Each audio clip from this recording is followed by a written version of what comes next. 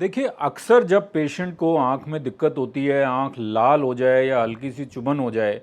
तो पहला रिस्पॉन्स रहता है कि आप पास वाले केमिस्ट के पास जाते हैं और कोई एक आई ड्रॉप ला के अपनी आँख में डाल लेते हैं। मेजॉरिटी ऑफ टाइम वो जो आई ड्रॉप है वो कोई स्टेरॉयड आई ड्रॉप होती है और पेशेंट को उसमें तुरंत रिलीफ भी मिल जाता है।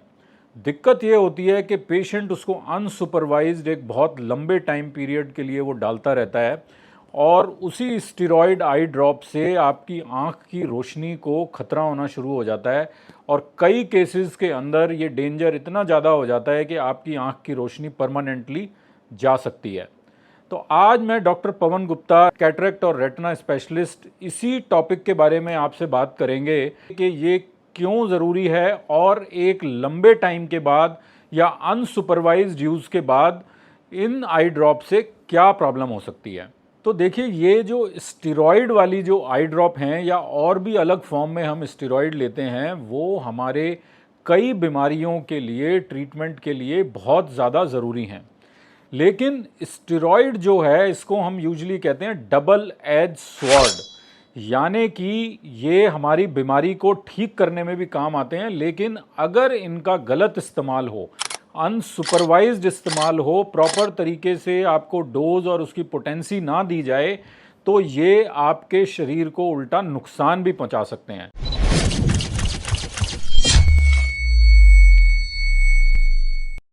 तो आज स्टेरॉयड आई ड्रॉप्स जो मेनली हम यूज़ करते हैं उसका क्या यूज़ है, हम क्यों लिखते हैं। तो देखिए, सबसे पहला यूज़ तो है कि अगर आपकी कोई आँख की सर्जरी हुई है तो वहाँ पर आँख में इन्फ्लेमेशन होती है, सूजन होती है, उस सूजन को कंट्रोल करने के लिए ये टॉपिकल स्टेरॉयड आई ड्रॉप हम देते हैं। सेकंड मोस्ट कॉमन कॉज है इसका जो बीमारी होती है यूवियाइटिस, कि आँख के अंदर आपके सूजन आ गई है, उस सूजन को कंट्रोल करने के लिए ये स्टेरॉयड आई ड्रॉप लिखते हैं। थर्ड जो इसका यूज़ मोस्ट कॉमनली है कि किसी किसी केस में एलर्जी को कंट्रोल करने के लिए भी ये आई ड्रॉप्स लिखी जाती हैं, ड्राई आई के लिए भी लिखी जाती हैं। तो ये कुछ ऐसी मेन कंडीशंस हैं जहां पर हम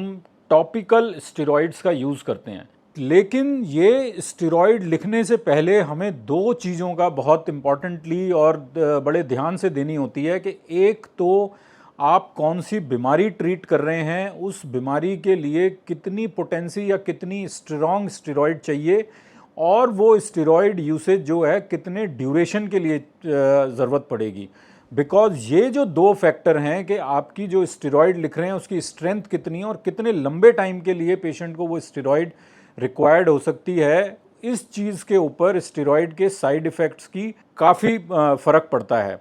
तो देखिए, जो मेन स्टेरॉइड के जो साइड इफ़ेक्ट हैं, ख़ासतौर पे ये जो आई ड्रॉप्स हैं, इनके जो मेन साइड इफ़ेक्ट्स हैं, सबसे पहला है ग्लॉकोमा। तो देखिए, ये जो स्टेरॉइड्स हैं ये हम चाहे आई ड्रॉप के फॉर्म में लें या ओरल मेडिकेशन के फॉर्म में लें या हाथ पे क्रीम वगैरह लगाने, किसी भी फॉर्म में हम अगर स्टेरॉइड ले रहे हैं, तो जो मेन इनके रिस्क हैं, आँख के ऊपर जो इनका मेन रिस्क है वो सबसे पहला है ग्लॉकोमा। ग्लॉकोमा का मतलब हुआ कि आपकी आँख का प्रेशर बढ़ना शुरू हो जाएगा। एक नॉर्मल आदमी का जो प्रेशर है वो 14, 15 और मैक्सिमम 21 के नीचे नीचे होना चाहिए। ये प्रेशर बढ़ना शुरू हो जाता है और किसी किसी केस में अगर ये प्रेशर जो हम मॉनिटर ना करें, अनसुपरवाइज चला जाए, तो ये 40-50 मिलीमीटर मरकरी तक भी चला जाता है। और अगर ये हाई प्रेशर आपका एक लंबे टाइम तक रह जाए तो आपकी जो पीछे की ऑप्टिक नर्व है उस पर इरिवर्सिबल डैमेज हो सकता है। इरिवर्सिबल मतलब कि जो नज़र का नुकसान हो गया वो फिर लौट कर वापस नहीं आएगा। इसलिए जब भी आप स्टेरॉइड ले रहे हैं, किसी भी फॉर्म में ले रहे हैं, तो आई का प्रेशर एक बार मॉनिटर करना बहुत ज़रूरी है। सेकंड साइड इफ़ेक्ट जो स्टेरॉइड इनटेक से होता है, चाहे वो हम आई ड्रॉप ले रहे हों या कोई टैबलेट ले रहे हों, वो है कैटरेक्ट फॉर्मेशन, कि जो हमारा लेंस है आँख का वो ओवर टाइम पीरियड धीरे धीरे कर कर धुंधला पड़ना शुरू हो जाता है और जब वो कैटरेक्ट बनना शुरू होता है तो पेशेंट को विजन में प्रॉब्लम आती है और फिर उसका जो भी आगे ट्रीटमेंट है वो हो सकता है। लेकिन ये जो कैटरेक्ट फॉर्मेशन है ये एकदम इमीडिएटली नहीं होता कि आपने 10 दिन, 15 दिन या 1 महीने, 2 महीने स्टेरॉइड आपको दिए किसी बीमारी के लिए और आपको उसी ड्यूरेशन में बन जाएगा। जैसा मैंने आपको पहले बताया कि इसमें ड्यूरेशन ऑफ इनटेक बहुत ज़रूरी है, कि आप कितने लंबे टाइम के लिए ले रहे हैं। तो जैसे जैसे ये टाइम पीरियड इंक्रीज होता जाता है कि आप मान लीजिए 15 दिन के लिए ले रहे हैं और एक पेशेंट उसको ले रहा है 3 महीने, 6 महीने, 1 साल के लिए, तो जैसे जैसे ड्यूरेशन बढ़ेगी तो स्टेरॉइड के जो साइड इफ़ेक्ट्स होने के चांसेस हैं वो भी धीरे धीरे कर इंक्रीज हो जाते हैं। थर्ड जो साइड इफ़ेक्ट आँख के अंदर जिसके लिए हम वरिड होते हैं, ख़ास तौर पे जब हम आई ड्रॉप के फॉर्म में पेशेंट को स्टेरॉइड दे रहे हैं, वो है इन्फेक्शन। कि अगर पेशेंट को कॉर्निया में कोई दिक्कत है और जहाँ पर स्टेरॉइड पेशेंट की रिक्वायरमेंट है या वो अनसुपरवाइज डाल रहा है तो एक इन्फेक्शन की रिस्क इंक्रीज़ हो जाती है। फोर्थ, और जो इतना ज़्यादा कॉमन साइड इफ़ेक्ट नहीं है और वो ख़ास तौर पर जब हम गोली वगैरह के फॉर्म में स्टेरॉइड ले रहे हैं या क्रीम वगैरह लगा रहे हैं उस फॉर्म में आता है, एक बीमारी है सेंट्रल सीरस रेटिनोपैथी, यानी कि जो आपका पीछे का पर्दा है उसके अंदर पानी इकट्ठा होना शुरू हो जाता है और पेशेंट कंप्लेन करते हैं कि भाई मुझे सेंटर के अंदर एक काला धब्बा दिख रहा है। अब इसमें जो हमारा एक्सपीरियंस है कि काफ़ी बार जो ये CSR के पेशेंट हैं इनको ये ही नहीं पता होता कि ये दवाई क्या ले रहे हैं। Most of the time bar bar questioning के बाद ये हमें बताते हैं कि जी कोई हम आयुर्वेदिक दवाई ले रहे हैं, कोई होम्योपैथिक या यूनानी कोई मेडिसिन ले रहे हैं। और हमने ये कई बार देखा है कि वो दवाइयाँ उनके अंदर क्या है उतनी उनकी इन्फॉर्मेशन नहीं होती और वो दवाई बंद करने से ही पेशेंट की जो ये सेंट्रल सीरस रेटिनोपैथी वाली इशू है वो रिजॉल्व हो जाती है। सेकंड, जो प्रोटीन सप्लीमेंट्स यंग पेशेंट ले रहे हैं उसके अंदर भी ये स्टेरॉइड होने के चांसेस रहते हैं। तो वहाँ पर भी कई पेशेंट्स हमारे पास आते हैं कि जो प्रोटीन सप्लीमेंट ले रहे हैं और उनको स्टेरॉइड इंड्यूस साइड इफ़ेक्ट आँख के अंदर दिखने शुरू हो गए। थर्ड, जो एक कॉमन पेशेंट्स हमारे पास आते हैं जिनको लॉन्ग टर्म स्टेरॉइड चल रहा है, जैसे बच्चों के अंदर एक बीमारी होती है नेफ्रोटिक सिंड्रोम, वहाँ पर एक लंबे टाइम के लिए उन पेशेंट्स को स्टेरॉइड की ज़रूरत पड़ती है। या पेशेंट्स को कोई ऑटो इम्यून डिजीज़ है जिसके लिए वो स्टेरॉइड ले रहे हैं, कोई अस्थमा है जहाँ पर पेशेंट स्टेरॉइड ले रहे हैं। तो ये सारी ऐसी कंडीशन हैं जहाँ पर पेशेंट को चाहे एक लो डोज स्टेरॉइड एक लंबे टाइम पीरियड के लिए लेना पड़ता है। तो इन सारे केसेस के अंदर आई में जो स्टेरॉइड के साइड इफ़ेक्ट्स हैं उसकी मॉनिटरिंग जो है वो बहुत ज़्यादा ज़रूरी हो जाती है। अब इसमें क्वेश्चन ये आता है कि पेशेंट कहते हैं कि डॉक्टर साहब जब ये इतने सारे इन दवाइयों के साइड इफ़ेक्ट्स हैं तो क्या कोई नॉन स्टेरॉइडल दवाइयाँ हैं जिनका साइड इफ़ेक्ट ना हो और वो हम ले सकें? तो देखिए, हर दवाई के कुछ ना कुछ साइड इफ़ेक्ट होते हैं, ऐसी कोई दवाई नहीं है जिसका कोई साइड इफ़ेक्ट नहीं है।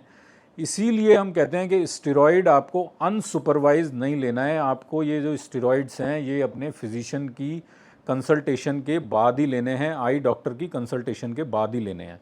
क्योंकि वो आपके साइड इफ़ेक्ट मॉनिटर कर सकते हैं और रिस्क और बेनिफिट रेशियो भी बैलेंस करके चलते हैं जब हम पेशेंट को ट्रीटमेंट देते हैं कि भाई ये स्टेरॉइड देने से पेशेंट को बीमारी में कितना बेनिफिट होगा और कितना साइड इफ़ेक्ट हैं। इन दोनों का एक बैलेंस बिठाना भी बहुत ज़रूरी है। तो जहाँ पर हमें ये लगता है कि स्टेरॉइड लंबे टाइम के लिए चलने हैं और पेशेंट को उन स्टेरॉइड से दिक्कत हो रही है या उतनी स्ट्रेंथ में हम बहुत लंबे टाइम के लिए पेशेंट को स्टेरॉइड नहीं दे सकते साइड इफ़ेक्ट्स की वजह से,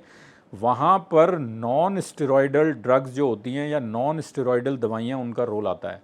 उसमें मेनली जो इंडिकेशन है या लिखते हैं, एक तो non steroidal anti inflammatory medication है, वो आई ड्रॉप्स के फॉर्म में अवेलेबल हैं, वो देते हैं। सेकंड है कि जहाँ पर इम्यूनोसप्रेशन के लिए हम स्टेरॉइड दे रहे हैं, जैसे यूवियाइटिस जो कंडीशन है वहाँ पर दे रहे हैं, या किसी किसी केस में ड्राई आई के लिए जहाँ पर हमें स्टेरॉइड देने पड़ रहे हैं, वहाँ पर ये नॉन स्टेरॉइडल इम्यूनोसप्रेसिव एजेंट हैं, वहाँ पर हम पेशेंट को प्रिस्क्राइब करते हैं।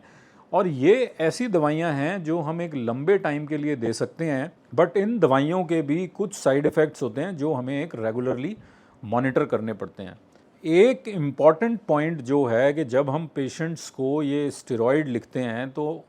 उसमें ये हमें ध्यान रखना होता है कि काफ़ी सारे केसेस के अंदर स्पेसिफ़िकली जहाँ पर ये स्टेरॉइड थोड़े लंबे ड्यूरेशन के लिए चल रहे होते हैं वहाँ पर ये दवाइयाँ अचानक से बंद भी नहीं कर सकते।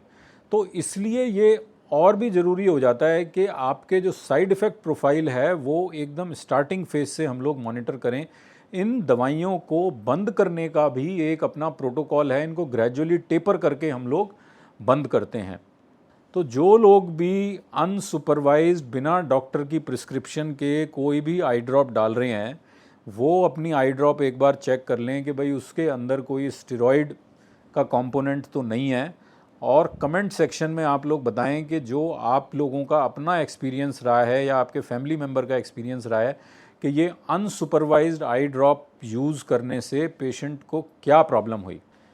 इन द एंड पेशेंट्स के लिए यही सजेशन है कि एक तो जब आपके डॉक्टर आपको स्टेरॉइड लिख रहे हैं तो आपको घबराने की ज़रूरत नहीं है। आपके डॉक्टर आपकी बीमारी को ट्रीट करने के लिए वो स्टेरॉइड लिख रहे हैं और वो हम अपने पेशेंट्स का जो साइड इफ़ेक्ट प्रोफाइल है वो हम हर विज़िट पर मॉनिटर करते हैं। मेन ये है कि आप उसको अनसुपरवाइज्ड अपने आप घर पे बैठे बैठे वो दवाइयाँ ना लें कि भाई हम डॉक्टर के पास जाएंगे, उन्होंने भी तो यही दवाई लिखनी है, हम घर पे ही अपना डाल लेते हैं। बिकॉज जब आप घर पे वो अनसुपरवाइज ले रहे हैं तो आप उनके साइड इफ़ेक्ट्स मॉनिटर नहीं कर सकते। आप सिर्फ दवाई से बीमारी ठीक कर सकते हैं, बट वो जो साइड इफ़ेक्ट आपकी आ रही है वो ठीक नहीं होगा।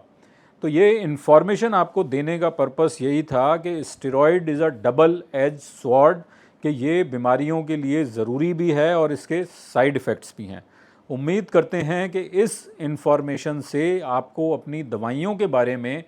स्पेसिफ़िकली स्टेरॉइड के बारे में समझने में हेल्प मिली होगी। Thank you very much.